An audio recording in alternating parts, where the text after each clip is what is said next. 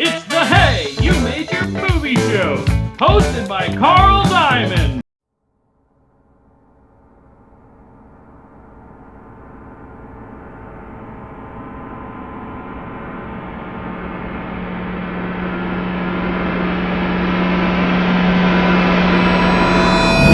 Welcome to the second episode of the Hey, You Made Your Movie Show, the show where we talk to independent directors who've just finished their debut feature film and have found distribution at festivals or online. My name is Carl Diamond, and the theme of today's episode is vigilantism. And you're probably wondering, how can one be a vigilante in quarantine? Well, I'm going after the big guy, bad guy number one of our times, one in bad hombre who's keeping you inside and hurting your old people. That's right, COVID-19. There's only one way to tackle this bad hombre, and I'm gonna show you.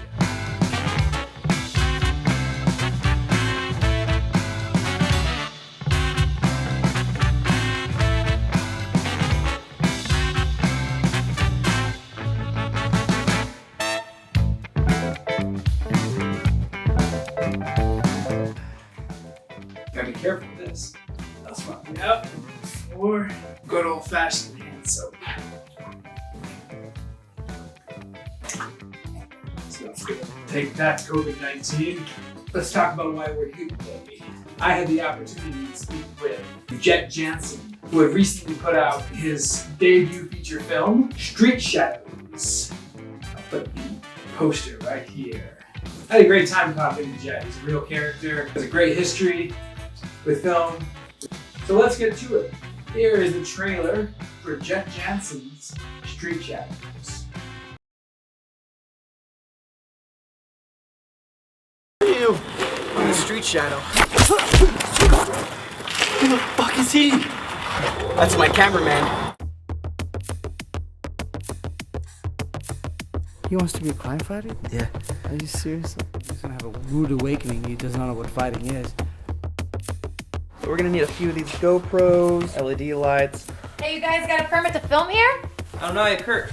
We got a permit? Oh, a permit? Yeah, I think I have one right here. But they were asking me all these strange questions about the citizen's arrest laws and how to film a documentary that would depict them stopping crimes and stay within the bounds of the law. I'm gonna become a superhero. Throughout this documentary, I will chronicle my journey on becoming a hero.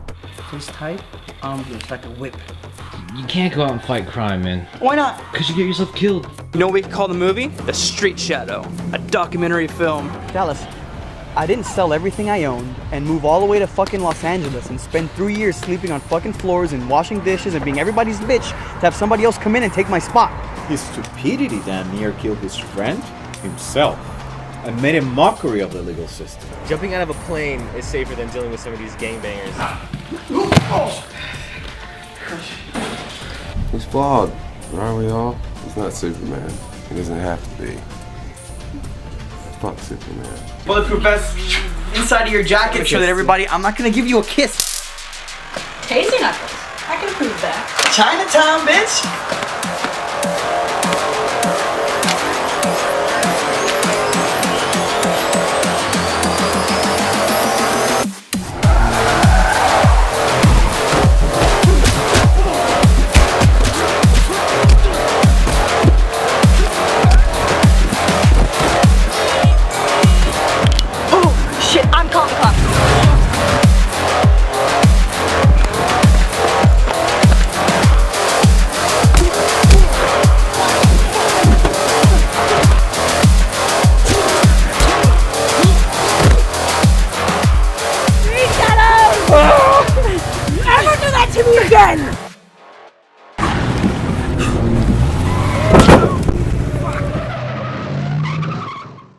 Distraction balls? This is distraction balls. I guess he's turning into Raphael from the Ninja Turtles. These are completely useless.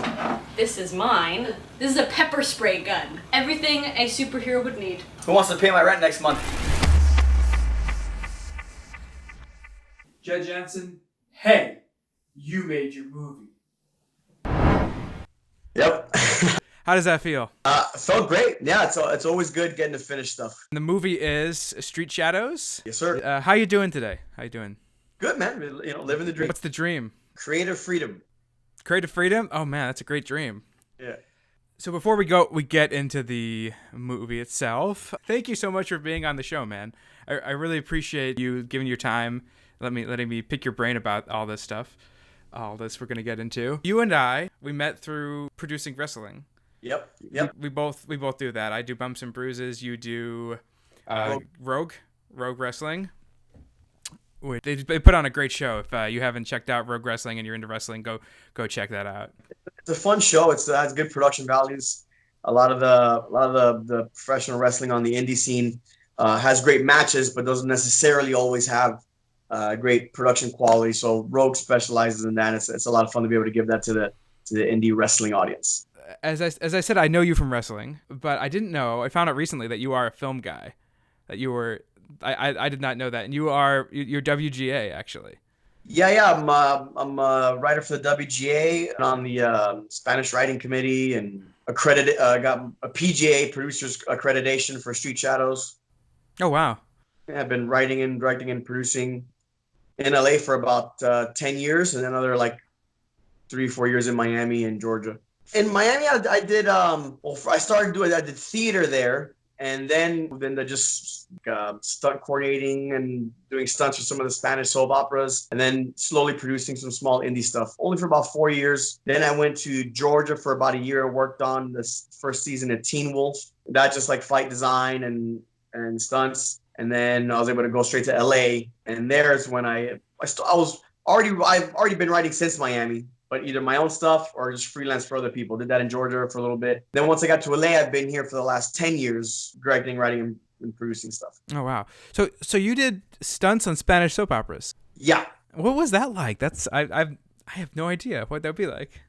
Florida's non-union. So, they don't have it. You're doing a car crash. They're taping some pillows on the inside of the car, giving you $200 and telling you good luck. And LA, that'd be, thousands of dollars you get paid, 5-point rig, the car rigged up, it'd be all professionally done and, show business, razzle dazzle with big production. But in Spanish soap operas, you just kind of do it. It's like how Jackie Chan used to do action sequences back in the day, except they had more skill. Yeah, the Spanish soap operas will spend half of a day on a fight. Jackie Chan will spend a month choreographing. I mean, it's two different things. Oh, yeah. So you said they tape pills on the inside? What does that mean? Pillows. Oh, pillows. Oh. They'll just duct tape some pillows and do a crash and just like good luck. Fuck. Jesus. This is a while ago. You're talking, you're talking 2002. Oh, still, man. It's like pillows. Good luck. And like, what kind of car crash would it just be? Like, you crash like a fender bender, or like it'd be like a flip? It was like a T-bone, but not a crazy fast T-bone. That's dedication, man. Well, I was doing, Shakespearean theater and musicals, and then moved into stunts, and had to come back around to do story after that. So did you was theater first, or did you know you always wanted to do movies? Well, my whole life I've done martial arts, and I've done theater. I started doing theater in elementary school. In high school, I competed for nationals and states and won straight superiors 4 years in a row, and did theater at the college level and then professionally, while I was doing martial arts and a bunch of other stuff, boxing and kickboxing and Muay Thai and Wing Chun, a bunch of crazy things. Okay, so the martial arts are first, and then at the same time you're doing theater. What point were you like, hey, I want to do movies? Filmmaking is something I want to be a part of, or was filmmaking always kind of secondary? As soon as I grew up watching movies. That's how I learned English. My parents, my dad was a big movie guy. They're only Spanish speaking, my mom and dad. So I learned English with movies, like watching old Humphrey Bogart film from the 40s, and then the George Pal Time Machine films, and Journey to the Center of the Earth, and all these science fiction films from the 60s, and film noir detective stories from the 40s. So movies have always been the goal. Because I practice a lot of different art forms. I love writing for comic books, and I do a lot of virtual reality. It all comes from a base of cinema.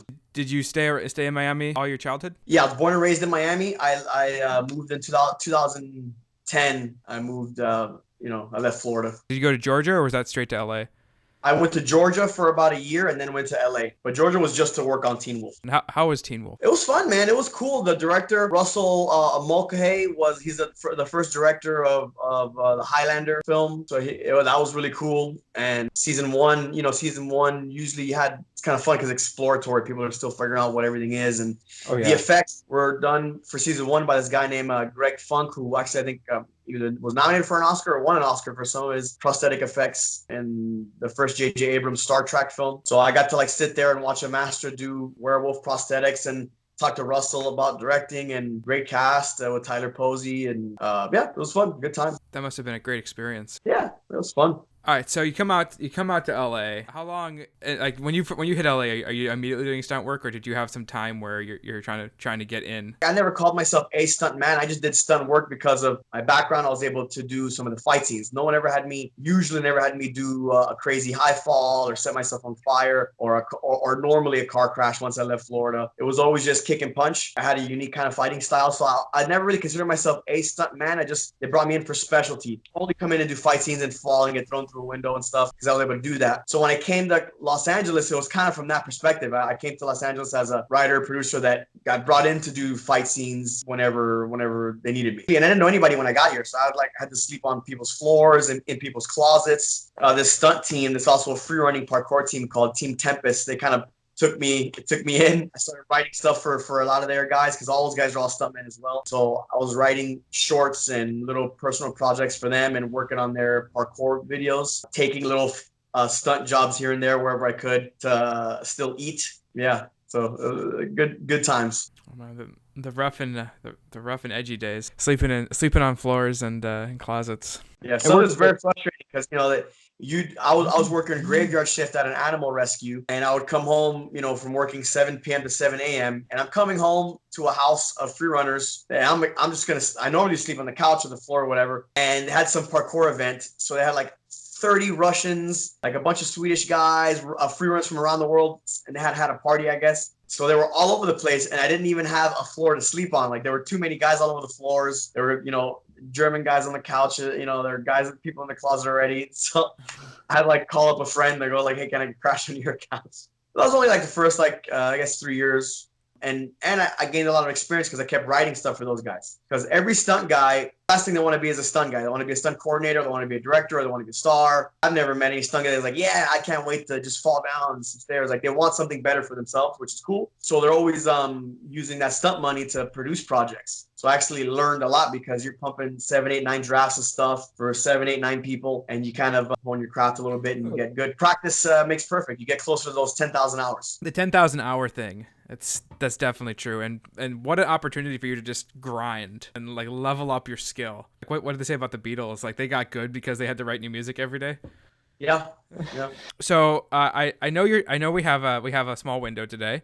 Let's get right into Street Shadows then. Huh? The film is Street Shadows, and you shot this. When did you shoot this? I think we shot this a couple years ago.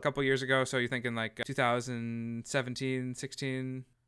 Well, first off, let me read what IMDb says about this movie, what their little blurb is. IMDb: Curtis Brenner and his team of documentary filmmakers set out to shoot what would happen if a man were to become a real-life crime fighter.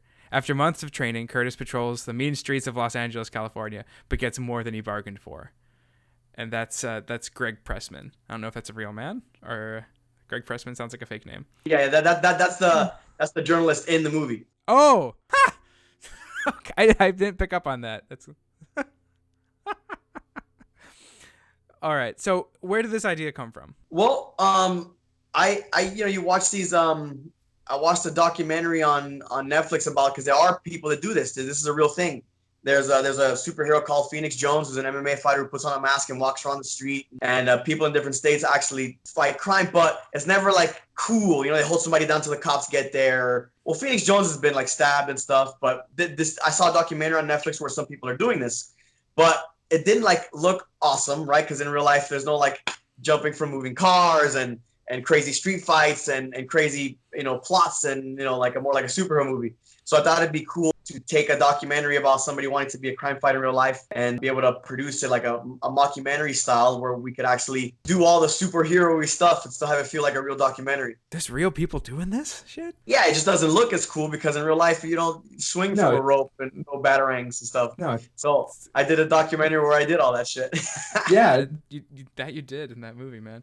I'm getting the whole from it. I get kind of like a Punisher vibe, but way less severe than the Punisher, and a little bit of Batman there. What comic books do you read? Man, I love Batman. Obviously, I like a lot of Wolverine stuff.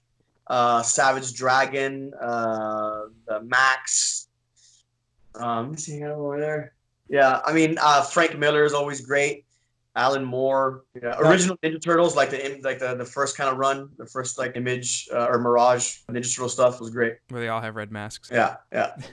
Taking from those comic books, is there anything that you specifically wanted to put in this movie that you love from the comic books? There were the stuff that's in the comic books, which is exactly the same stuff that's in the movies, is the suiting up stuff, the origin stuff. Because remember, it's originally Curtis Brenner, he wants to make a badass documentary, but in the process, he actually becomes the actual hero, or doesn't even care about documentary anymore. It's about actually doing the job of saving the day or whatever it is. So I kind of wanted to have it feel like one of those superhero vigilante films that also feel like the comic books. Feels exactly the same, but self-aware. There's a scene where he's gluing putting the mascara in the eyes. And in all the Batman films, he wears a black mascara. No one ever mentions it. But in my film, they're like, hey, what's with the makeup? And I'm like, well, like I could give you a bullshit answer, but it just looks cool. That's the only reason why. So it's a superhero movie where he's aware that he's making a superhero because it's a documentary. Oh yeah, absolutely. You definitely get the self-awareness.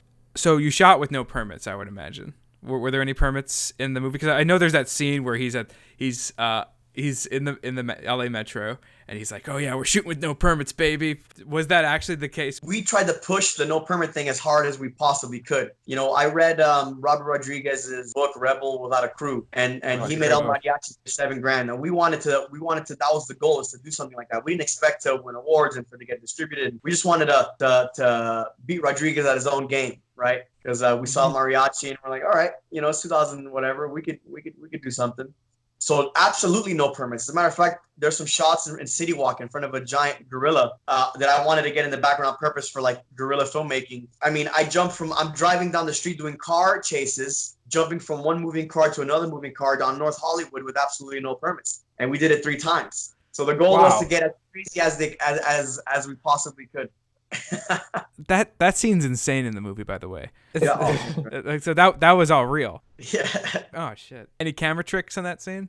No, the only camera trick is we didn't floor it. We didn't go 45 miles an hour, but that was 100% real. We kept it in one take. I from inside the car climbed up onto the roof, jumped to the other car, hit the I guess throwing the flash paper in that scene was post, doing the flash paper. The flash paper? Yeah, in that scene, once I jump on the bad guy's car and I light a ball of fire, a flash paper. Oh, okay. So that was post. Okay.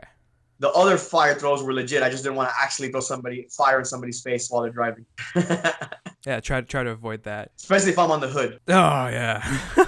So going back to the City Walk scene, when I was watching that scene, I'm like, oh man, there is some pop music in the background here. How did Jett get away with this? Any problems coming up with like music licensing or? Because we laid our copyright tracks on top of it. Okay, so you kind of distorted it? Yeah. Yeah. Okay. So that's kind of a workaround. Yeah, because you can't really. There's another song playing over it, so we're not using that song for anything. It's just kind of like there. For all you indie filmmakers out there, there's a workaround for you, because I know I've seen a lot on Facebook boards. People are like, "Oh, what happens if there's music in the background? What do I do?" Maybe nobody caught it because they figured it's not worth it. What are you gonna do? They'll spend more money on ink and paper than I spent on making the whole thing. It's absolutely true. Sometimes you're so small you can slip through things. Yeah, fuck it. Yeah, right. Sometimes big people that can come after you, it's not worth their fucking time. Yeah, I mean, there was a film, I forgot the name of it, but this guy went in there and shot all inside Disneyland, like inside all the rides and all. Then he like gave it a black and white color scale and cut all the images and made like a horror film out of it. And it got so much positive attention. He did this with no permission at all inside Disneyland. And it got so much attention that Disney just said, fuck it, put our name in front of it and, whatever. And they just didn't care. They just looked the other way because it was good. And it wasn't hurting nobody. So they're just like, whatever. That film is Escape Tomorrowland. Escape Tomorrowland, exactly. There you go. Yeah. Were there any non-actors in this movie, or were they all actor friends of yours? We had some non-actors. They had them play themselves, like Logan Gelbrick, my physical strength trainer in Street Shadow. That's Logan Gelbrick. He owns that gym, Deuce's Gym. He's he used to be an ex-baseball player. He's a legit trainer. The MMA trainer, Majid Raiz. That's all real. That's Goker's gym. He's a real MMA trainer. He's Goker Heistine and all those badass old school MMA guys. That's 100%. he's the real deal. Corey DeMeyers, the parkour trainer, he's the first American to ever win the Red Bull Art of Motion. Second degree black belt in Tang Soo Do. Those people are all the actual people. So this is gonna be a kind of awkward jump, but what kind of challenges did you run into while making this movie? Like what came up? You're like, oh fuck, I didn't see that coming. How do I solve this? Everything. This movie was the most challenging thing I've ever done. Every to get 1 inch done, it was just a blood, sweat, and tears just to get any small thing done.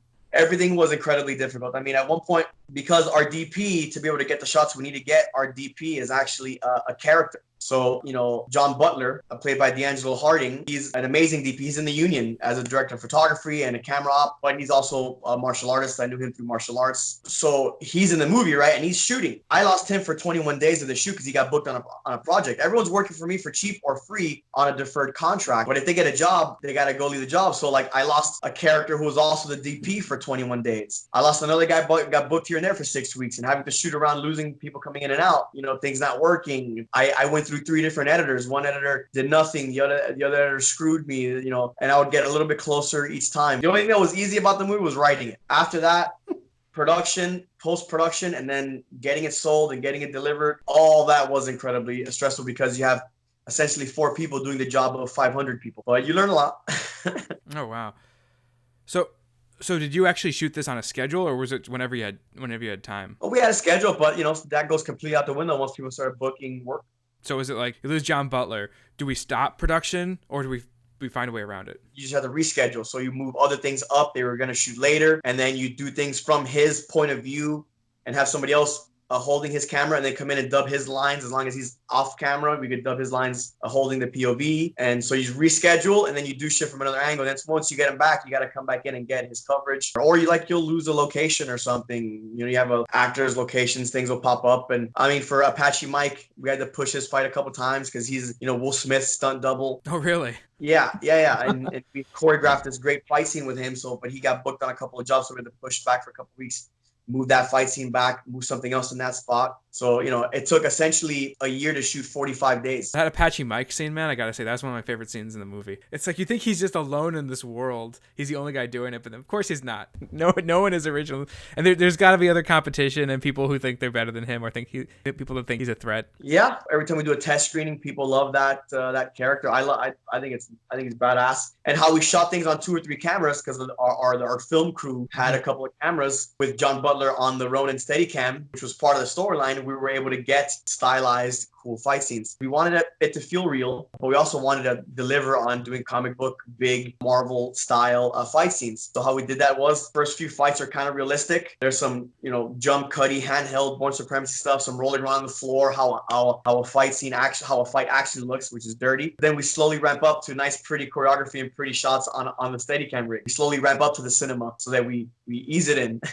Oh yeah. Plus, I mean, that works story-wise, thematically, because these are filmmakers who are trying to make something look cool, but they're also recording real life. That's why we had that scene of them buying all the gear, getting the Steadicam rig, getting all the GoPros. So is Curtis actually buying the gear in the movie, or is he renting it? I think some of the stuff Curtis is buying it, and some of the stuff he's renting. I mean, the weapons he's buying, I think he's probably buying and returning stuff.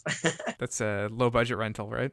Buy it and return it. So you said you lost a location? Yeah, you'd find spots where you'd want to do a fight scene, and then you got to push the performer, and then that spot's got a bunch of cars parked in it. Like when we choreographed the fight scene for the Apache Mike fight, there were no cars there. It was empty lot.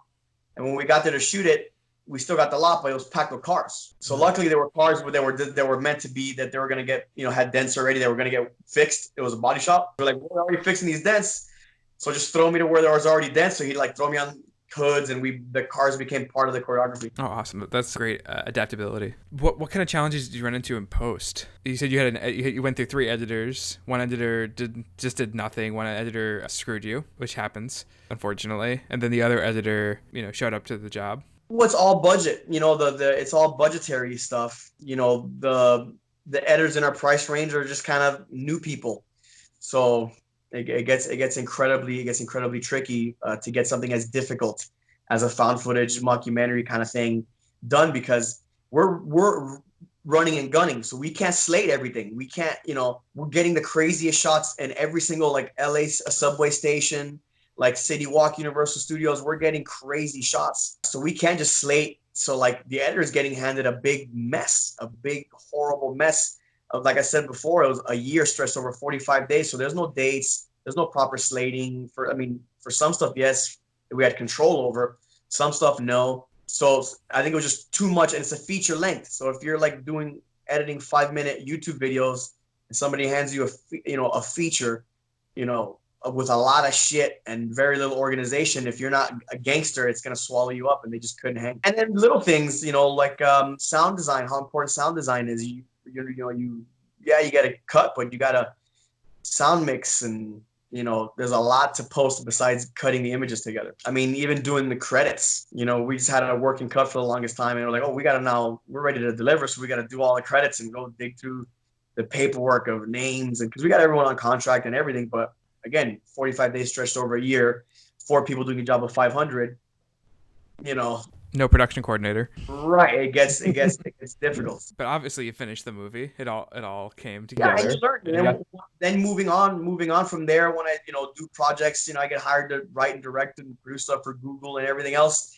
It all seems easy. That's why our filmmakers that are at the top of the food chain, that have the best skill, are the ones that come from the indie world. Because when you're used to running with a weighted vest, the second that you take that vest off, all this is cake. You guys, I don't have to worry about ordering my own crafty for the crew. I can just focus on the job. Everything becomes easier with a proper budget, and you don't have that discipline unless you come from that world of having nothing. I agree with you 100%. So, what did you have to learn? You were doing this movie. What did you have to teach yourself along the way?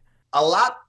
Post-production, a lot, and not in terms of editing, but in terms of delivering the movie, I learned a lot. M&E, M&E files, and all the deliverables necessary. And people try to make a budget to make the movie, but no one ever thinks about the budget to sell the movie. It's very, very expensive to get the movie even prepared for delivery to hand over to somebody that wants it. No one ever thinks of that. Everyone only thinks of the glamorous. I'm going to be a movie star. Nah, man, they need insurance and specific files and images and stills and paperwork, and there's a lot. So you learn all the producing grunt work. Creatively, though, it's a very specific skill when you write, direct in something that you're starring in, and there aren't that many times or opportunities to practice all of those things at once. I mean, unless you're Mel Gibson, like you did with Braveheart, or you're doing like a 10-minute short, and congratulations, right? Great. But a feature where you got to do all that, that's a muscle that you don't always get to flex and train and develop. So being able to do that, I learned a lot about how to micromanage one's performance and how to kill that ego, so you could properly judge and do the right job when you're wearing all those hats. Can you give any advice to people trying to do that? Preparation. The more prep work you do before you get there on the day, the easier that day will be. So I get really good at story structure. People don't want to learn story. Well, I'm not a writer. Doesn't matter. How are you going to know what's a good script? If you're just going to be a director and you don't want to write, what's a good script? Well, I'll read it and I'll know that it's good. How'd you refine that opinion? Because you watch movies? No, you got to learn screenplay structure. That just makes perfect sense. If I want to be a chef, I only want to make breakfast foods. I'm like, yeah, but you have to understand the concept of like how dessert works. You have to kind of be aware. You have to be able to develop that taste. So learn story structure, learn your lenses, learn basic camera moves, and plan and prepare. Because when your preparation goes out the window because something happened, at least you have something to stand on. You have okay, I know we said we were going to start with the wide, but now we know what that wide is going to be. We can do that right now. So the more prep that you do, the easier the day. That's very good. And a lot of people, I've talked to so many filmmakers, so like I just want to direct, or I just want to write, or I just want to act. I don't want to, or I want to produce, or whatever. I don't want to do anything else. That's not how it works when you start out, man. Yeah. Okay, so one thing I want to address in this podcast is the anxiety, the fear, and the doubt that goes into making films, and I think everyone goes through that. Can you talk a little about what you experienced? Yeah, man. I mean, when you're doing the movie, I mean, I'm bringing in all of my friends, people that I don't know, people that I just met, they're working for me for free, and I'm selling them on this idea that it's a cool idea, and we're gonna get it sold, and which everyone does out here. So they are probably already think that I'm full of shit, and then you're doing the work, and you don't know if it's gonna be good or not. Then you edit it, and you don't know if it's good or not. Then you get it sold, and it goes up on Amazon or wherever, and you don't know if people are gonna like it or not. So it's just always a bit nerve-wracking. But I think that the best thing is to make yourself happy. Like, do something that you like. Don't do something that you think someone else is gonna like. You have to like it, and if you can like it, then you're the target demographic. That means there has to be mathematically other people that like it. So as long as you get close to what you really enjoy, like if you think, oh, this is cool, then you're gonna do a good job. If you have if you develop taste, like I said, learn what a good script is, know what a good or bad movie is, right? You need to develop taste. So if you develop good taste and then you make yourself happy with whatever you're doing, I think the project will always end up being good. I remember Frank Miller telling a story. He had written for Marvel and DC, and he was done with it. It's like, I just want to do something for me. So he's like, I like trench coats, I like Converse, I like cars and women. So he wrote Sin City just in between jobs because he wanted to just do something selfish that he liked, and ended up being a great hit. You know, Lil Wayne would say, I make music that I think sounds good. And if you don't think it sounds good, then I don't think you have good taste, because I like it. So it's important that you get as close to what you like, not because, oh, people think that's like a metaphysical because of the art and your heart. You have to feel your heart. And there is some of that. But black and white, if you really like it and you have some sort of taste, then odds are there's an audience for it. That's great advice. As far as going into it like creatively, is there any fear about, hey, is this good? Has what I've done today good? Like, how do you manage that fear? I'll smart myself into thinking it's a good idea. Like, I'll look at comparable movies. I'm like, okay, this is how this genre works. Like with Street Shadows, okay, found footage sells. I've seen found footage, there's a found footage vampire film called Afflicted. There's a found footage alien film called Area 51. There's a I watched tons, so I was like, okay, there's a market for found footage. So if I make found footage, and superhero movies are popular too. Okay, so if I make a superhero movie, it's found footage movie, odds are it'll work, right? All right, so if I, so like I would try to like hustle myself to manage those fears using hard evidence, even though it's all bullshit anyway. You can talk yourself into pretty much lying to yourself that it's going to be okay. That touches on something that's very important, is to research your genre. Yeah, it gets back to preparation. If I want to open up a restaurant, okay, what are people eating? All right, I'm going to make that. Yeah, what's popular? Sometimes people think what's going to be popular next, but that's predicting the future is fucking impossible. So you just got to see what's working. If you're into the indie scene, and you have your finger on the pulse, you could kind of know what's going to be popular because you're at the ground level of stuff that's just starting to come in.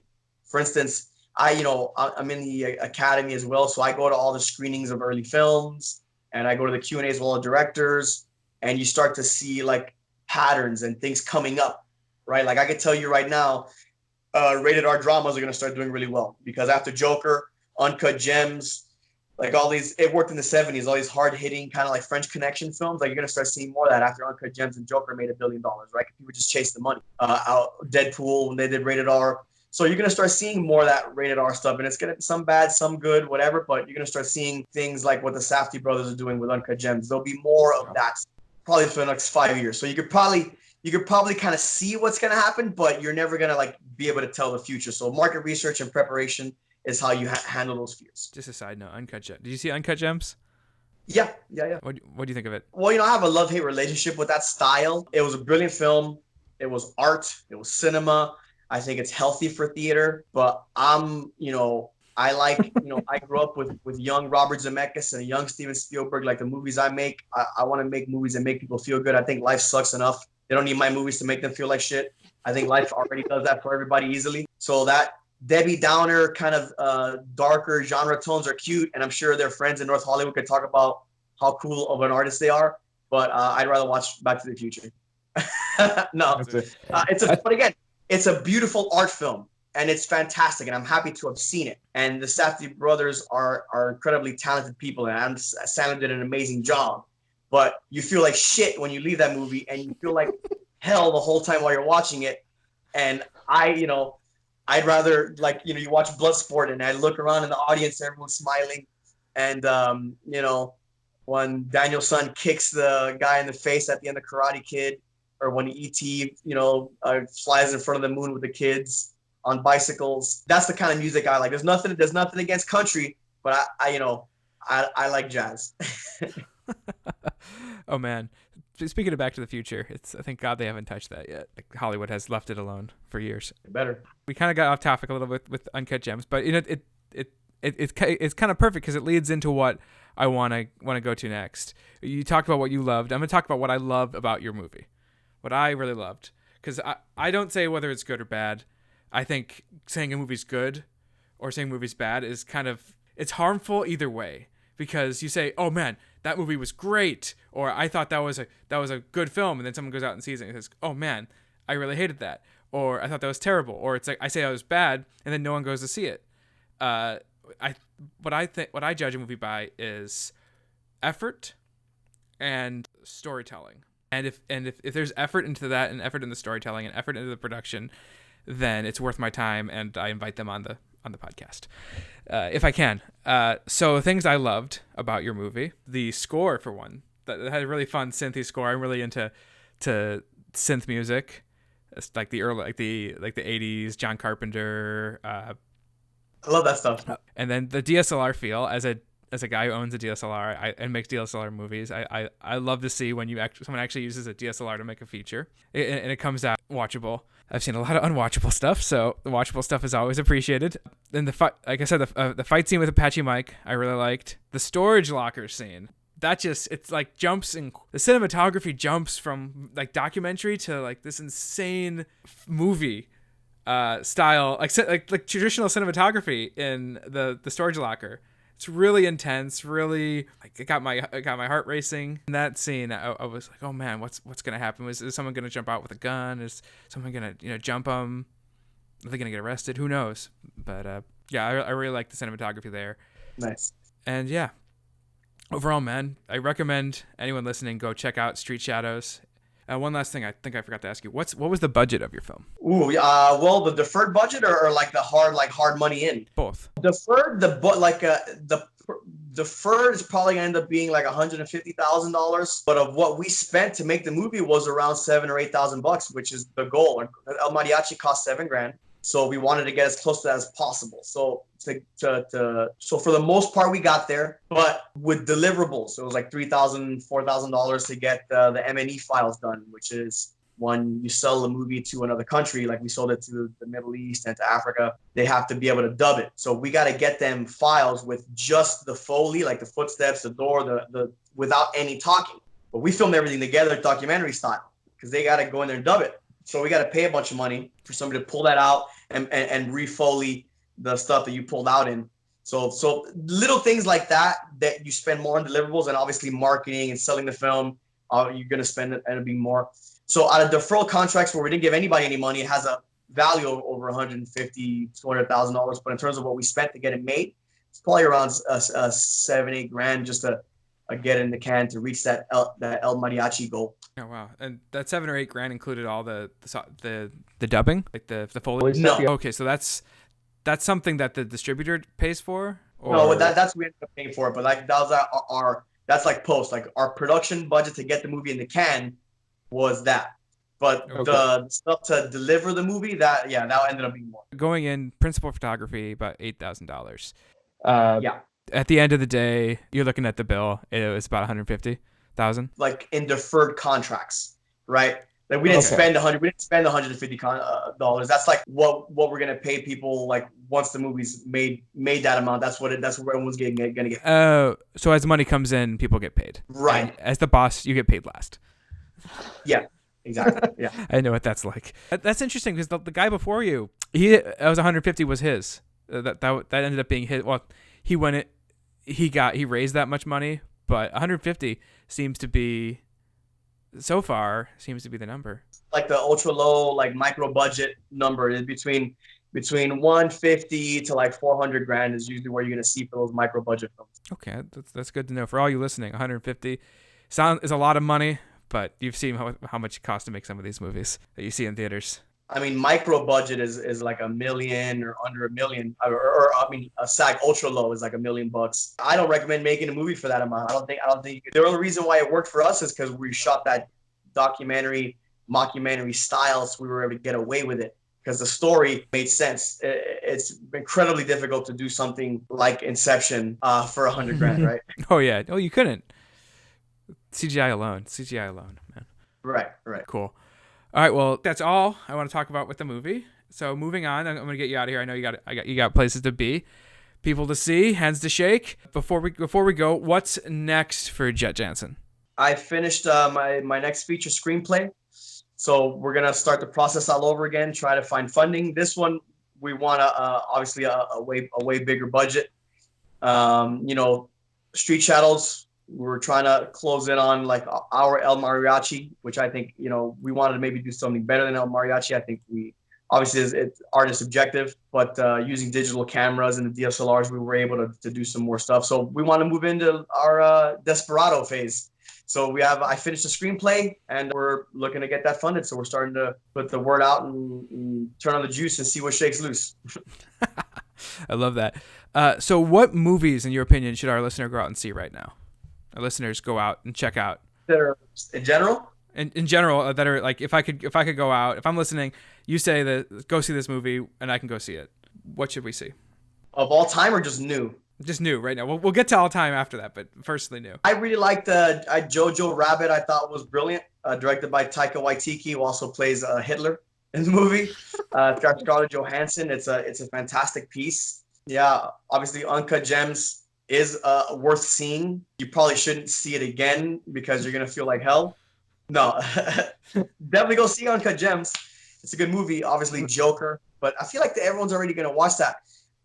There's this Korean horror film called Parasite that's very, very interesting. You're gonna start hearing more about that coming up, I promise you.